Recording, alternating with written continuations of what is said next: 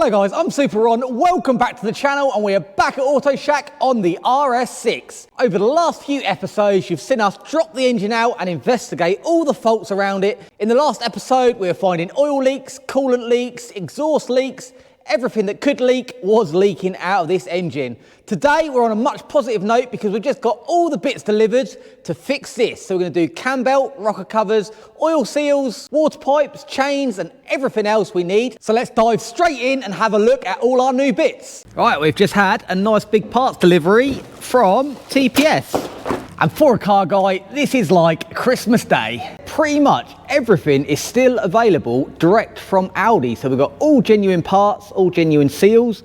We've got our full cam belt kit with new tensioners, new idlers, and the genuine kit comes with all the gaskets, all the plates, all the bolts, everything we need. So we'll see them later. It didn't come with the tensioner, so we have to buy that separate, but that's all in stock. We've got the belt, we've got the water pump, we've got the rocker cover gaskets, 2 of them with the seals included. We've got new cam seals that were leaking. We've got the bungs that go on the end of the head. We've got the exhaust manifold gaskets, which actually were the cheapest part of all of this. Genuine Audi exhaust gaskets, I think they're about £13 plus VAT.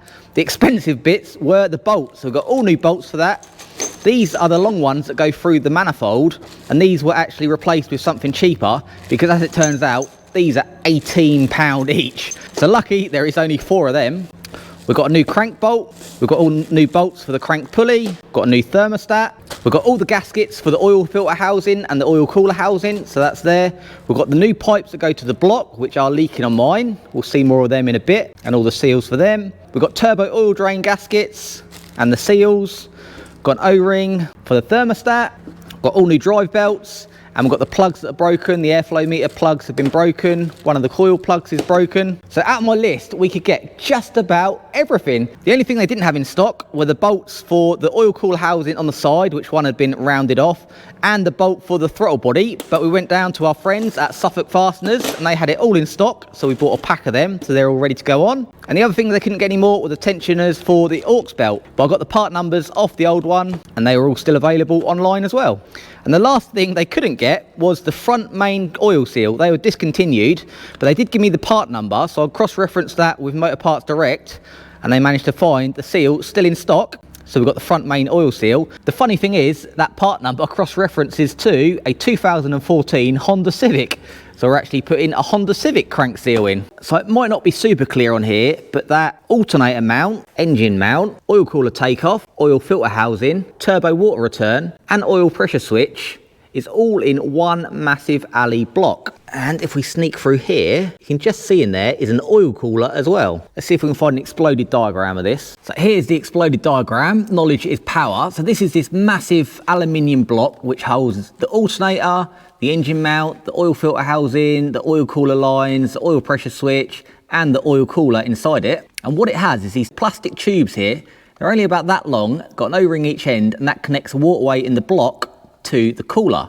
Now what happens over time, these crack and perish and leak, but because it's the engine mount as well, you have to disassemble the whole car to get it out or remove the engine. And if we peep through the hole, if you can see in there, that is that pipe and that's where it's leaking from. So on my S6, I didn't remove the engine, I removed the subframe, removed the engine mount and took it all out from the bottom. Now lucky for us, the engine is already out so we can unbolt this off. But what I've noticed, someone has been here before because this bolt is rounded off. So someone has already had this assembly off, most likely to do this job in the past. But yeah, thanks for that. So those pipes aren't a lot of money. I got mine from Audi at the time. It's just a massive job to get to them. They are buried. I know some people like ECS do aluminium upgrades for them, which could work, but the plastic ones do work just fine. So another thing to add to the list. All right, let's get this cam belt off. So we're timed up on our marks, which were left, but we have got the specialist tool. We have modified this. It's actually for the V8, but my dad has got a V6 Passat, so they work on the same principle, just the V6s are slightly closer together. So the V8's 300mm between the points, V6 294, so that's why we've got 2 holes. This has got these pins, one's bigger, one's smaller, and they go into there and into there. So we're lined up exactly where their Tipex is. Let's see.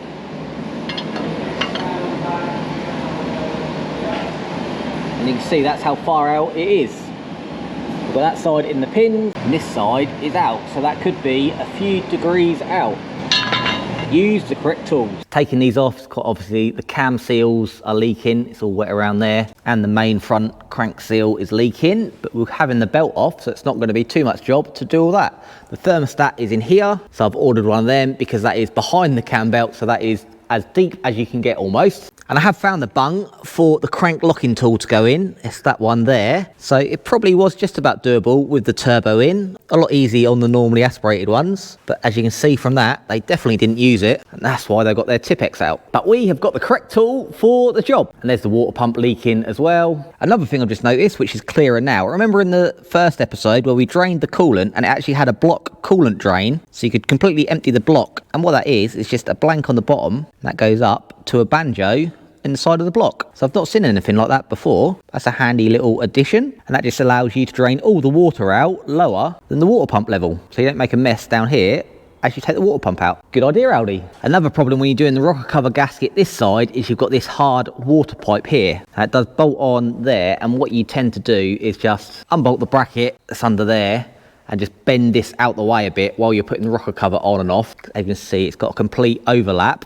But as we've got access, we might as well take that pipe off. Another question we've been debating on this is whether to do the cam chains or not. As you can see, the cam belt just runs the exhaust cams, and then the exhaust cams have a chain to go to the inlet cams each side, and they've got a VVT just like the 1.8 turbos. These are pretty much two 1.8 turbo heads flipped round side by side, but I had to do these on mine, and at the time each tensioner was about £600 each. So it's not one of them things you just do just for the sake of it while the engine's out. You can do it in the engine bay. You do have to take the cam belt off to do this side, but that side you could do in situ. In fact, I actually did that side in my driveway on mine. But I just looked up the latest price of them from Aldi, and they are now discontinued. They sold the last ones, and at the last price they were going for £740 each plus the VAT.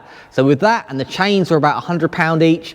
Parts to do the chain and tensioners were £2,200, which is absolutely crazy. Lucky on this, they are absolutely silent. We checked the cam phase side by side on the VCDS and it was perfect. So these tensioners are fine. I'm not sure whether they've been done in the past or not. They are genuine tensioners on there, but something for the future, you can no longer get the tensioners. Not sure that you'd really want to at £2,200. So now we've got all our bits. I'm going to clean up the engine before putting them all on. Because as you saw, we've got lots of leaks. We've got all coolant around the pump. We've got a lot of oil down here. We've got the front main oil seal all leaking. Rocker cover leaking a lot all down the back of the engine. This oil cooler assembly is just an absolute mess, and it's been leaving a mess on our floor. So I've got the engine crane back out. We're going to jack it up off the stands, put a tray under and give it a good clean wash down. This did struggle lifting it up earlier, so I think we'll fill it up. To add oil, fully collapse jack and add oil to increase the level on oil plug. So we'll top that up. Also, do not overload this jack beyond its rated capacity. Possibly the RS6 engine was a little bit much. That's better.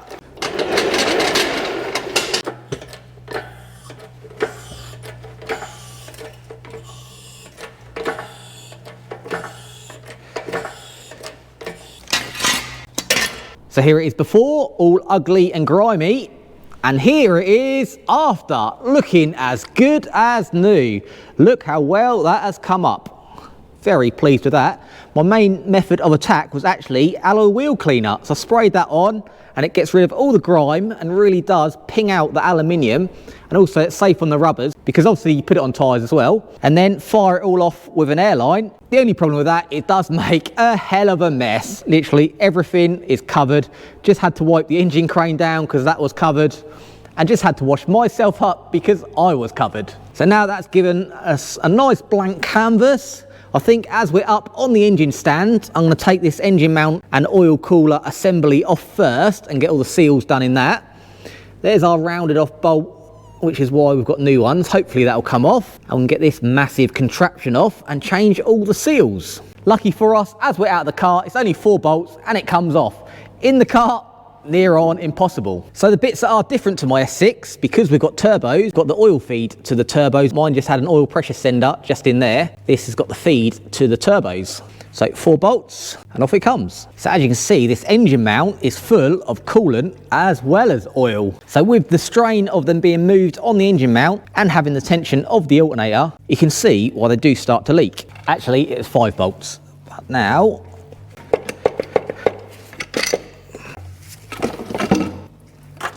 and there's the oil cooler. So here is our water to oil cooler hidden behind that bracket. And where it gets its water feed from, which is what is leaking, is this little plastic pipe there that goes from there into there. And you can see this is cracked and the little bit is still in there. So that is why it was leaking. This one has got its water feed going out back to the turbos in circulation. Then it's got its oil way in and out to the oil filter and to the oil cooler with this little figure 8 O-ring there. And that goes onto the block there. So we'll replace all the seals. We've got a new pipe for there. And then we can put this side back together. Right, let's see what we've got in our seal kit. So we've got our little figure of 8 to go in there. I reckon this is for that coolant pipe on the back. We've got our plastic pipes go in there. And I reckon these 2 are for the ones in there. They're not actually leaking, but as we've got new seals, I think I'll put them on because we don't want to be doing this again. And then that can go back on. Someone's definitely been in here or done something because that bolt was rounded off. And you can see the corner there is all munched over, like someone's tried to get a lever in there. And that looks broken off there as well, actually. Something's gone on there, a bit strange. Bolts are out. Let's pop this off. Should just pop out. Yep. There's the rest of our seals. And there it is, all apart. So there's our little water to oil cooler. So oil goes in this side to this side, and water goes in this side to this side. So the water comes in from the block here, down through a channel, out into the cooler, across, down, and then that one goes all the way through, and that's what then goes to our turbos. And then this side is the oil ways. Looks like it's got a pressure relief valve or maybe even a temperature valve in there. So this is where it enters and exits the block, and that goes round the oil filter, round the external cooler, round the internal cooler, and then back into the block. So we can see where all our seals go. You can see this one has been leaking a little bit, so lucky we did take that off, but we've got a full seal kit to go. So we'll match them up and put it all back together. And there's everything all cleaned up, spotless. All our little channels for our O-rings are cleaned, got the face cleaned, and I just picked out the broken bit of pipe that's in there. And that's actually the end of the pipe and the O-ring. So what is left in there is that O-ring and the end there. So that's where it's leaking from. They crack. So these are a super common problem with these V8s, but unfortunately near impossible to get to. Luckily for us, we've got it here. Put it in. And as always, no guesswork here. So bolt 23, 4 Newton meters. Perfect, no guessing. Right, let's get it back on. And just taking the other end of that pipe out has just snapped off as well, but you can clearly see where that's been leaking. So we'll hook that out, clean up the hole, ready for reassembly. No guessing on these either, 45 Newton meters. Done. And with that mount back on, we can now go back on the axle stands. So we are sitting pretty. We can now take the rocker covers off and not be chasing the engine crane around. So that'll be the next job. Strip them off, and we can do the cam seals and then cam belt. So rocker cover and pulleys off, and we are inside the engine. So these are a 5 valve per cylinder. We've got 3 inlet valves, 2 exhaust valves, and there is the cam tensioners. And as we saw, the belt runs the exhaust cam, and then the chain runs the inlet cam. This is something we were going to check anyway, but these tensioners look like they are basically brand new, and they are genuine Audi ones. So this must have had the chains done at the same time as they had the belt. It was something we were going to assess anyway before ordering them, even though now we know they are discontinued. So good news, they are not needed. So the reason we took the pulleys off is we've got a cam seal leaking this side. You can see how grotty it is in there. And then we're going to do the bung at the back as well. This side doesn't look like it's leaking. The other side definitely is, but we'd be silly not to redo it as we're here, and then we can get our new gasket on. This side is going to be a little bit harder because we've got our water pipe that runs overlapping, and then we've also got the chain over this end, which makes it a bit hard to get past this. So we'll drop this off, drop the water pipe off as we have got access, and make our life a lot easier. So to get the cam pulleys off, as you can see, they are on a cone, so there's no keyway inside them. They actually sit on there and it's just friction that holds them on. But as we saw, because they got their Tipex marks, the last people must not have done that. And this was an absolute nightmare to get off. And it does look like, I'm not sure whether that's an oil stain or they put a dab of Loctite on at one point where they did change the cams just to stop these spinning. So it's got this little tool that clamps on and pulls them off. But these were mega tight. Let's see if this one pops off any easier.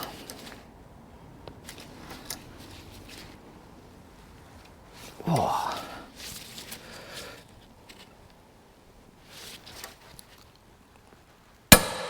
There we go. I reckon this one was stuck on as well.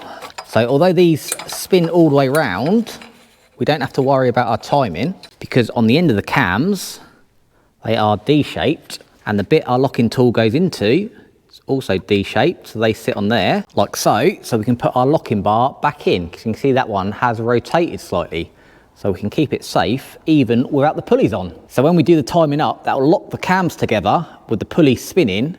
Then when we put the tensioner on, that'll allow it to tension itself all the way down, round and back to the bottom. Otherwise, if this was fixed and this was fixed, when you pop the tensioner up, this wouldn't rotate, so there'd be a slack bit in the middle. As you can see, this cam seal is also leaking, so we'll do them together. And with the cover off, you can see that side was leaking, and this side was leaking out of the cam sensor as well.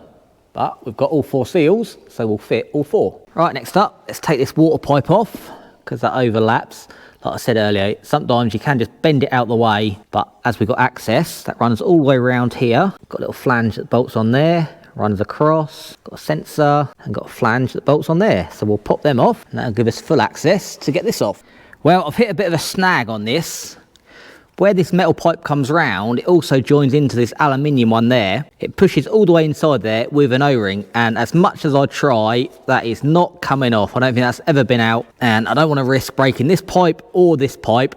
So it's pulled out a bit, so we are clear, and we've got a gap here, so I can put a new O-ring in. So I'll be able to put a new O-ring in each side, but it's just not worth risking breaking that pipe when we have achieved what we set out to do. So now I can get the rod cover off and then we'll just tuck a new O-ring in and then we can bolt all this back together. Sometimes you just have to adjust because we've got very little chance of getting that pipe new or second hand, so it's not worth the risk. So let's carry on and get this cover off. That's this side cover off, and interestingly, this side hasn't had a new chain and tensioner. Look compared to this side, which is quite clearly brand new and a brand new chain. This side is an original. It is genuine Audi, so it must have just had one get rattly or let go, so they just put one side on. So here's the cap at the end, and we've got a cam seal, so we just need to take off the rear bridge, and we're doing the front cam seal, so we just got to take off this cap. All the cams will stay in place. We'll just take off the end supports. And I've got to take the cam trigger wheel off as well. So while we're messing around with that, to keep it in time, just put our bar back on. We've got our bits with our pins in, so that will keep the cams in line. We are going to have to take it off when we put that seal in, but for doing everything up, that will keep it from moving. And that should wiggle out. You can see it's been glued on. There are certain places where the glue's got to go. Here is our end cap, we've got a new one of. Here is our seal. Here are our new seals, so they're exactly the same, just one has a hole in the middle and one is a blank, because the cylinder heads have it on a different side depending what bank you're on. So if we check it out, yeah, it says apply sealant to the hatched areas, and then bearing cap to cylinder head, 5 Newton meters and 90 degrees. Old seals out, new seals all in. Got both ends on, so got to torque the end caps down. 5 Newton meters and 90 degrees. Nice little squidge. Now we can get the new rocker cover on. And before the rocker covers go on, they just need a squidge of sealer where the arrows are, just in the little corners that the gasket doesn't quite see. So we've got our little dots in. New gaskets on. Let's put them in. And then 10 Newton meters. On. And rinse and repeat for the other side. So looking more at this side, nothing in here has been touched before. The cam caps hadn't been off. So I'm kind of betting that this is the original cam tensioner. You can see it matches perfectly all the other stains in here. The bolts have never been touched. So I think I'm going to pause this side here and just do a little bit more research, see if there are any of those cam tensioners left anywhere in the world to see if we can get one. Just wouldn't be happy putting it all back together and not changing that. So I'm going to go back around the front, and before I put these covers on here and here, because they overlap the water pump and the thermostat pipe, I'll get these changed, get the front seal changed, and then that'll all be ready for when we make the decision on this side. There wasn't actually any problems with the thermostat, but because it is so deep in the engine, it sits behind the cam belt, we thought for the price of it, it'd be a good idea to put one in now. So I'll pop that out, pop the water pump out, and get all this finished. Thermostat off, water pump all unbolted. And what normally happens when you're doing a water pump and a thermostat, the block is still filled all the way up with water. So when you pop it out, you get covered in mess. Because Audi included that little drain tube that's on the side of the block, when this pops off, we shouldn't have any problem. So we can just pop this off.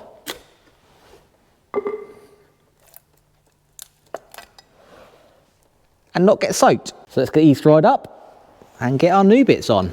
And all on. And the new one's got a chrome pulley, very posh. So 14 Newton meters on all of these.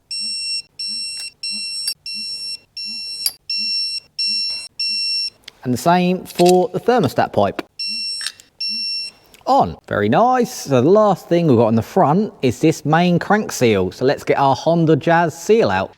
Well, it does look the same. Fits the same. So let's get this one out. So I just checked on Elsa Win. This centre bit pops out.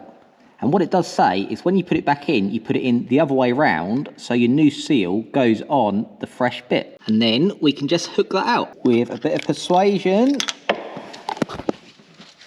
we are out. And there is the chain for the oil pump underneath. And we're in. All went in nicely. So now we'll turn this around.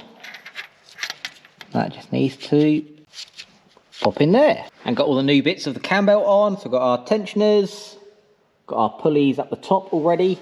I noticed on the old tensioner, there's some strange build-up or something. Like, don't know if it's oil or rubber, but that couldn't have been good. So that's all on there, ready to roll. We've got new bolts on here, but I haven't put them on yet. But we've got our pulleys movable, but our line still in line. So let's time it up. I'll probably take these marks off because they don't actually mean anything. So I'm going to have a mid-session tidy up and then have a think what we're going to do about this chain. So we are on a brand new day, and with this tensioner, the obvious answer about the tensioner, we couldn't go this deep in the engine and not replace it. So we just spoke to our friends at Motor Parts Direct, and they've managed to get us an FAI chain and tensioner. So I didn't want to put just an unbranded one in, not really knowing how long it's going to last. So we've got the proper FIA kit, which when you look on the forums, these are the next one down from a genuine item. So now I can get the cams out, get the chain and tensioner in. So let's go and check out Elsa Win on our procedure. So here's our exploded view of all the cam gear, the cam chains and the tensioner, what we need. Removing and installing camshaft adjuster. Right hand side, that's the specialist tool we need that comes with the new adjuster anyway. So step one, remove engine, check. Remove timing belt, remove sprocket, check, check. Unplug connectors, check, check, check. And now we've got to check our timing. There's some marks on the cams and there's some little arrows on the cam caps, and they've got to line up. And then our chain needs to be 16 links between the 2 points. Because the adjuster moves up and down, we need to start with a base length of 16 links between that arrow and that arrow. So I've checked that and we have. Put our adjuster clamp on, and then you can take out the cam cap, remove the cams, new gasket. So make sure the cams are lined up with the cap marks, and then make sure we've got our 16 links between the two. Cams back in, making sure our lines and arrows are lined up. Putting the sealer on the cam caps again. Install tooth belt, install cylinder head cover, install engine. So they're not too bad to do. I've done a couple of these before. So here are little arrows, and if you look just down in there, there's a little cutout in the cam just above it. So they've got to line up. Another one there, little arrow, little cutout, and then we should be 1, 2, 3, 4, 5, 6, 7, 8, 9, 10, 11, 12, 13, 14, 15, 16. So we can use the locking tool off this one to get these out. And then I'm going to be a lot happier with a brand new tensioner in there, because that would have been one of them things always on our mind. And although it is silent at the moment, you know what would happen. The laws of luck would say as soon as we get it back in, it would start rattling. So let's get this done. So what the tensioner allows is for the inlet cam to be adjusted. You have your cam sprocket here, and your chain goes around just like a bicycle. So you've got equal amount to the top and the bottom. These are sprung loaded, so that takes up the slack in the chain. When the ECU wants to advance the inlet cam, that opens this solenoid and that pushes this up. So then you have a lot of chain at the top, and then the chain at the bottom can come straight across. So that means our inlet cam is then advanced and retarded, depending if we've got lots of slack at the top or where we've got equal. So as these are spring loaded to take up the tension, you have this little tool T-piece in here, and that just allows you to squeeze it together while you fit it, and then we unscrew this and take that off. So I'm going to unscrew this one now so we can use the tool to release the chain and get the old one off, and then we'll put it back on to fit this. There's our little ears that it sits on, and then down this hole, there's the little threaded hole. So the tool goes down, and then when you do it up, that just takes all the tension off the chain. So we can remove it. So next up, take all the covers off and cam caps off. We're nearly all out. We've got this one is released, tensioner's released, got these slackened, but we've got one bolt that will not budge. I don't know if it's stuck in, seized in, but this is stopping us getting the cam out. We need to get the cam out because you can't loop the chain through there. There's not enough room. I might just see if we can hook this out and get the chain past the end of the head there, but I don't think you can. So we need to somehow get this bolt out. I did manage to sneak the cam and tensioner out of there, but you can't get the chain past the cylinder head there. So this cam has got to come out one way or the other. If you look at the new one, we've got nice smooth runners there. And then that's the top. That's not too bad. But you can see at the bottom, this was starting to break up. So lucky we did do it. I'm really glad we didn't leave it. You can see there it's starting to get a bit chunky. And these are the bits that breaks. I don't think the tensioners actually fail. It's the sliders on the top. So as you can see, that one's starting to go bad down in the grooves. So that was on borrowed time. We need to get this bolt out somehow. Well, 4 snapped T30s, the induction heater, the map gas, the extractor. Finally, I've got it out. No idea what the actual problem with it is. Looks fine. Wasn't seized in, I don't think. But it just takes one little bolt like that and you can lose half a day. So now that's off, we can get this cam out and get the chain off. And there's both cams out. You can see they're roller rockers. So the cams roll on rockers. And then the one cam on the exhaust has 2 exhaust valves under there. And then there's 2 cams for each inlet, both on rollers. And they have 3 valves in there. So this is the 5 valve, 1, 2, 3, 4, 5, even though there's only 3 cam loads per cylinder. So I'll get all this cleaned up, get all this end cleaned up, ready for our new tensioner. Comes with all new seals and gaskets. So let's get this all immaculate, like that. And we can get our new gaskets and seals in. So we've got everything cleaned up, immaculate, all nice and fresh. Put a little bit of oil down in the journals. We've got our new gasket on. It says put a little bit of sealer on there, which is on the diagram as the hatched area. We've got our clamp back on our new tensioner. We've got a new chain on the cams, and we are 16 links between. So it's a bit tricky because you've got to slot the tensioner in and then kind of drop it all in together. It does say on the Elsewin it is a 2-man operation, but I think we got this. So let's carefully slot it in, making sure we keep it all aligned. Drop it in.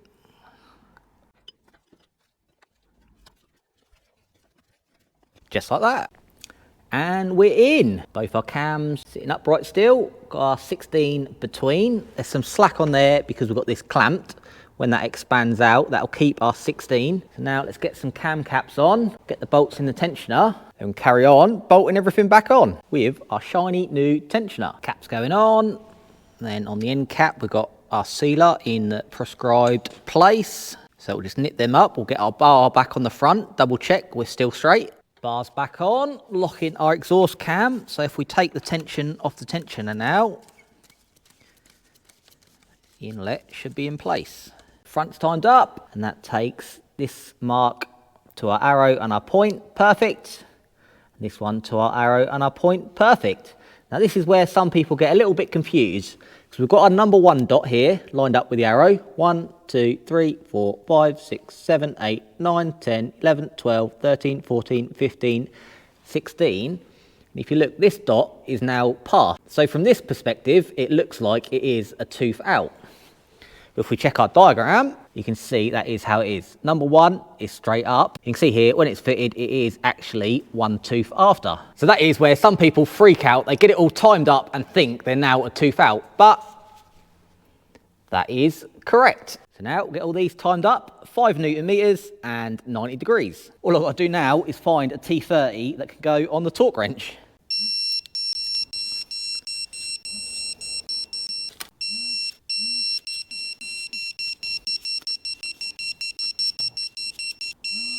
And relax, all done. So back around the front for our cam belt. So we've got the full Audi kit, but just before I put that on, yesterday we fitted that Honda Jazz or Civic crank seal behind here. So the reason we had to go down that route of fitting the aftermarket seal was because when I phoned up for all the other parts from Audi, they said they didn't have any in the country, they didn't have any in stock, and they didn't have any date when some would be coming in. So it was all on our order list, so it was all being processed. But would you believe it, today, what would come through? A genuine crank seal and even the new centre washer as well. So as we've got these, I'm going to pop that one out, fit these ones, because whenever possible, I'd always rather fit genuine seals rather than aftermarket ones, even though that probably would be all right, but with these, I know guaranteed they will be. So what perfect timing, was just about to put the cam belt on, and these turn up. And in, that's better. Now I have no doubts on that whatsoever. So let's get our pulley and new bolt back on and get the belt on. Remember, at the minute, we are all free and floating. So just routing the belt round, and then we go to the tightening sequence. So belt's going on all the way round. So that's the belt all on. And now, why do I keep banging on about these being spinning? And what it is, the tensioner is here. This point is fixed because that's the crank. So if we timed it up, lock the cam and lock the cam, and we've got all this slack in the middle. We've got slack here, slack here, slack here. If the cams were locked and this was locked to the cam and we put the tensioner on, all it would do is tension to here. That wouldn't take any of this slack. But because we're all floating, when we take the tension out of here, it pulls the whole lot round. So you can see when I tension it here, all the pulleys pull round a bit. So let's get our tightening sequence with this one, and then we can lock it all together. You can see with this slack here, if we'd lock this pulley,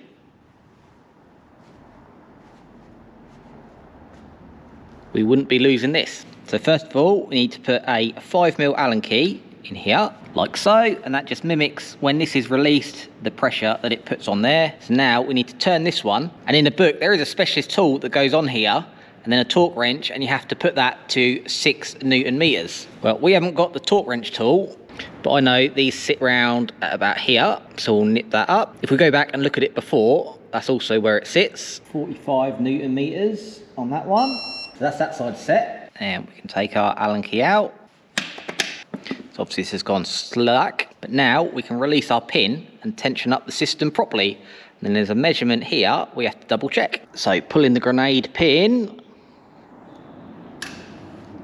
tension it up. And our measurement for here is 5mm plus or minus 1mm. So here's our 5mm Allen key, just a bit loose, but our 6mm doesn't go in. So that's perfect. Let's get a bar on and get these locked in. So there it is on our diagram. Measurement A, 5mm plus or minus 1mm, which we are there. So we've got our crank pin in. We need to torque up our cam bolts. Camshaft sprocket to camshaft, 55 Newton meters.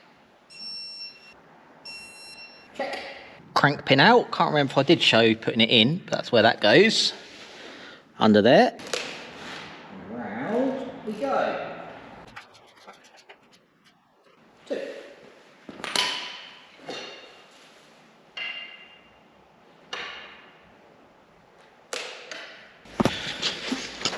And our cams are right as well. And double check our gap. We've got our 5, but not our 6. we are all timed up. And a crank pin goes straight back in. Super happy with that. The bar literally falls in the holes, no resistance. We are spot on. So we're all torqued up. This was 55 Newton meters. This was 20 Newton meters and 90 degrees. These were 22 Newton meters. These were 55. So we are all done, all except for the crank pulley, because that is 200 Newton meters and then a further 180 degrees. So I think that'll flip off the axle stands here. So I'm gonna wait until that's in the car. Before the front panel goes on, we'll do that up. So let's put a little star on it so we don't forget. So we're all happy in here. Let's get this rocker cover back on like that. And got all the water pipes and all the secondary air injection all on the back. So now we can put the plugs in. It had new plugs on the last service, so they're absolutely fine. So we'll stick them back in and we'll be looking a lot more sealed up. And got a lot more bits on, coil packs on, got the breather system on, got the carbon canister lines all on. Just been checking everything as I go, because I put the breather pipe on here, and this pipe here was this one, and as you can see, it's got a big split in it. So that probably would have been past the tube, but that's not the sort of thing you want to leave, especially when it's at the back there. So we put a new pipe on. The other thing I noticed, this silicone had a little nick in it and just bent it, and that split, so that had a hole in it. That's for the secondary air injection. I'm going to replace all these silicone vacuum lines. They're all different sizes, and we have got the proper VW stuff, so we'll put that on it instead. But mostly we are back together. I will be taking this loom off because we've got a lot of bits in the wrong place. Like I said, this is stretched over the top and has been rubbing through. Got lots of broken plugs. This is a state of the airflow meter plugs. Both of those are broken. This plug for the coil pack is broken. So all of this is going to be coming off. The wiring sorted out. But for now, we are looking pretty much like an engine again. Well, a normally aspirated one anyway. I can't put any of this back on until the turbos and manifold are here. I can do the oil filter. We can't get the VW one anymore, so we've got a blueprint one to go on. So let's do that. And check. We'll do that now because you saw me take the oil cooler lines off in the first episode and how up in it I was just to get the spanner slightly on there. So these are tucked well away. So that's a nice easy job. And I couldn't leave this front end without a Super On signature. So that's going to be twirling around in there. And with those last few bits fitted, I think we can wrap this episode up here. We started with a dirty, oily, leaking engine, and now we've got everything all sealed up. We've done all the jobs that would be near impossible to do whilst in the car, and most of them isn't a preventative measure because they were actually leaking anyway. Like the little plastic pipe that are common, it was leaking. So I'm really glad we've been through it top to bottom. And like I just said, the last thing we need to do is sort this loom out. I've had a little look on Elsewin, but it's not quite clear all in one big picture where it goes. In some sections have some bits. So really what we need is a completely standard, unmolested C5 RS6. And I just might know a guy that's got one. So I'll bring that in next week and then we can put them side by side and it's going to be really easy just to tell where the loom should be running. The manifolds are going to go off to our friendly local fabricator who makes all our stainless steel exhaust systems. He's going to weld up them back to the flange and that'll be done. Our turbos have just been sent off to Essex Turbos. They said they can refurb them, no problem. So they'll be coming back looking good as new. And as soon as the manifolds and turbos are back, we can put this back in the car. So that's going to be coming up in the next episode. I hope you've enjoyed this one, diving into the often unseen parts of an RS6. I've been really surprised how many parts we can still get, considering all the basic services stuff are no longer available. I was really pleased we can nearly do it top to bottom in genuine parts. So make sure you give this video a like. Be sure to tune in next week where we'll be carrying on with this. We'll have 2 RS6s in the workshop. But until then, make sure you have fun.